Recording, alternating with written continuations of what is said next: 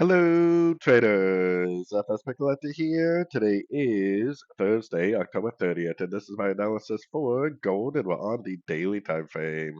So on gold, I still think that we potentially are going to end up making a move up, which I think will end up playing out in three waves. I think this is three waves down on the shorter time frames, three waves up, probably like an A and a B, and then eventually we're probably either going to get five waves down like this, or potentially maybe even another three waves down like this. I do think this is going to be a complex pattern, so it could turn into like a WXY, could turn into some sort of a triangle. I do think that these complex patterns can be a little bit hard to forecast. But going down to the 1 hour time frame, I'm still looking at this as one, two, three waves down, and I still think that it potentially is already over, even though it did push down again, three waves of A.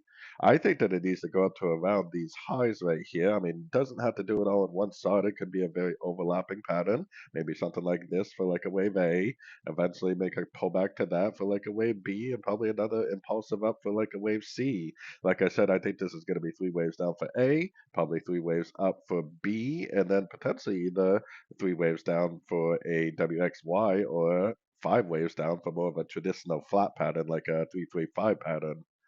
So anyways, don't forget to check out my website linked over here in the corner. And as always, thank you for watching and happy trading.